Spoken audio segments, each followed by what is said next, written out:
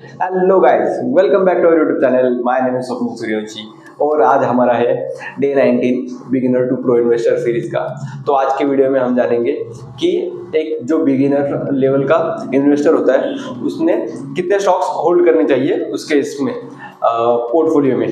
तो उससे पहले मैं आपको एक इंटरेस्टिंग स्टोरी बताता हूँ, जो कि मतलब यूएस में एक एक्सपेरिमेंट किया गया था। वहाँ पे कुछ बच्चे लोग को लिया था, स्कूल के बच्चे लोग को, और दूसरी साइड में जो फाइनेंस के बड़े बड़े एक्सपर्ट रहते हैं, जिन लोगों को मतलब एमबीए वगैरह उनकी डिग्री रहती है, तो उन दोनों को 10-10 स्टॉक्स चूज करने के लिए कहा था। तो और उसको वो लोग ने ये किया कि किसने ज़्यादा अच्छे रिटर्न दे। तो जो कि बच्चे लोग ने जो स्टॉक्स चूज किए थे, तो उसने जिन्होंने फाइनेंस का डिग्री ली थी उनसे भी ज़्यादा अच्छे मतलब स्टॉक्स पिक किए थे। तो वो कैसे हुआ? तो बच्चे लोग ने वही स्टॉक्स चूज किए जिनके बारे में वो मतलब जानते थे या उनके पेरेंट्स से उनको पता था। और उन्हें मान लीजिए वो लोग वॉलमार्ट जाते थे, तो वो उन्होंने वॉलमार्ट का किया था। वो कोक या पेप्सी पीते थे, तो कोको कोला कंपनी लिस्टेड है, एप्पल का फोन यूज करते हैं, तो उन्होंने वैसे स्टॉक्स यूज किए थे जिससे मैं वो उन्हें पता था। और ये जो एमबीए और फाइनेंस किए था उन लोगों ने कंपनी की मतलब बैलेंस शीट वो सब बहुत सारी चीज देख के उसमें इन्वेस्ट किया था। बट फिर भी उन्होंने मतलब बहुत कॉम्प्लिकेटेड चीजें ये करके स्टॉक्स पिक किए थे। तो इसके लिए इनसे अच्छा है वो उन बच्चों ने स्टॉक्स चूज किए। तो कहने का मतलब है आप वही स्टॉक्स में इन्वेस्ट कीजिए जिसका बिजनेस आपको अच्छी तरह से पता हो, जिसके प्रोडक्ट्स या सर्विसेज आप यूज करते रहोगे, तो वो आपके लिए बेस्ट पिक होगा। तो अभी इसके बाद में तो आपको आइडिया देता हूँ कि मतलब बहुत सारे सेक्टर्स रहते हैं हमारे यहाँ पे। मान लीजिए एक होता है एफएमसीजी का। एफएमसीजी मतलब फास्ट मूविंग कंज्यूमर गुड्स। तो उसमें आते हैं हिंदुस्तान यूनिलीवर कंपनी है, आईटीसी है, नेस्ले है। आईटीसी मतलब सिगरेट का भी ये करती है प्रोडक्शन। फिर उसके बाद आती है आईटी कंपनियां। आईटी कंपनी में तो टीसीएस, विप्रो और इन्फोसिस, जो मैंने मतलब टॉप की कंपनियां हैं उनके नाम बता रहा हूँ, वैसे तो बहुत कंपनियां हैं। और उसके बाद आता है फार्मा में सन फार्मा, सिप्ला। और उसके बाद ऑटोमोबाइल्स में मारुति है, महिंद्रा है और टाटा की भी कंपनियां हैं। और लास्ट में अभी यहाँ पे आप गोल्ड में भी इन्वेस्ट कर सकते हैं, डिजिटल गोल्ड बाय कर सकते हैं। और हमारे पास एक और एक्सचेंज है जिसको हम एमसीएक्स बोलते हैं, मल्टी कॉमोडिटी एक्सचेंज। तो ये सुबह 9 से रात 11:30 बजे तक चालू रहता है। तो इसमें भी आप मतलब बाय कर सकते हो। तो और कभी भी आप अपने पूरे मतलब ये रहेगा ना स्टॉक्स में, तो एक ही इसमें सेक्टर में इन्वेस्ट मत करो। यानी कि मान लीजिए आप बैंक का एक दो स्टॉक्स लो, ज्यादा से ज्यादा 2 ही लो, या फिर एफएमसीजी का 1 लो, आईटी का 1 लो, फार्मा का 1 लो। तो इससे क्या होगा, आपका जो रिस्क होगा वो डाइवर्सिफाई हो जाएगा, मतलब बहुत कम हो जाएगा। मान लीजिए अगर आपने पूरे बैंक के स्टॉक्स ले लिए, और बैंक के स्टॉक्स मतलब आरबीआई पे डिपेंड रहता है, तो आरबीआई ने इंटरेस्ट रेट बढ़ा दिया या कुछ भी बैड न्यूज आई बैंक के रेट, तो आपके पूरे के पूरे स्टॉक्स नीचे गिर जाएगा और आपका जो पोर्टफोलियो है वो माइनस में आ जाएगा।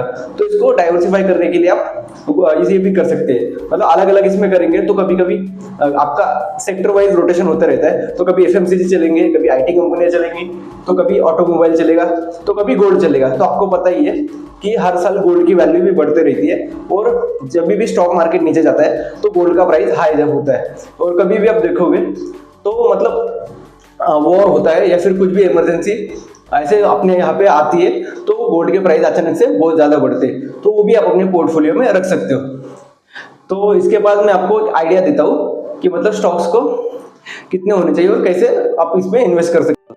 तो मिनिमम आपको मतलब आपके पोर्टफोलियो में 10 से 15 स्टॉक्स होने चाहिए, जिससे कि आपका रिस्क जो होता है बहुत कम होता है। और उसके अपोजिट में ही जो मतलब थोड़े एडवांस लेवल के हैं, जिनको अच्छे से तरह से समझता है कि शेयर मार्केट कैसे चलता है, वो फटाफट अपना एनालिसिस कर सकते हैं, तो वो उन्हें 20 से 25 स्टॉक्स उनके पोर्टफोलियो में होने चाहिए।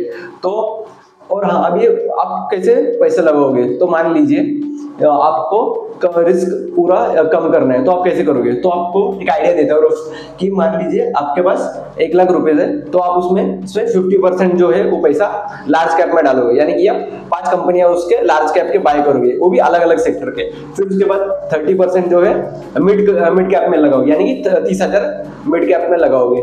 और यहाँ पे हाई रिस्क आता है थोड़ा, स्मॉल कैप, तो इसमें 20% ही पैसा लगाएंगे, यानी कि 20,000। यानी कि आप 5 स्टॉक्स लार्ज कैप के लोगे, 3 स्टॉक मिड कैप के और 2 स्टॉक स्मॉल कैप के। तो ये हो गया आपका एक पोर्टफोलियो 10 स्टॉक्स का।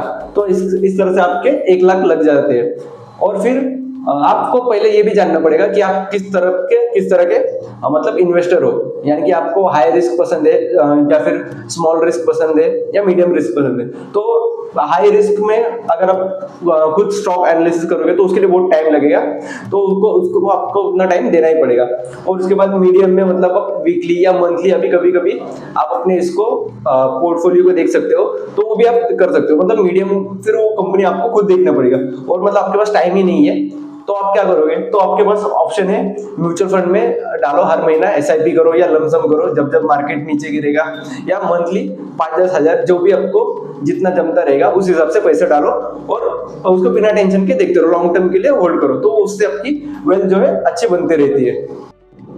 तो इसके बाद अभी मैं थोड़े फाइनेंस के रूल है तो वो बता देता हूँ कि आपका जो भी इन्वेस्टमेंट गोल होगा वो मतलब आपको पता रहना चाहिए कि आपका पैसा कितने साल में डबल हो जाएगा। तो उसके लिए एक रूल ऑफ 70 होता है। तो मान लीजिए आपका पैसा अगर आपको हर साल 12% का रिटर्न मिलता है तो उसे आप ये करेंगे 72 को 12% डिवाइड करोगे तो 6 साल आएगा। तो यानी कि आपका पैसा हर 6 साल में डबल होएगा, या तो यानी कि आपने 1 लाख डाला हो रहेगा तो वो 2 लाख हो जाएगा।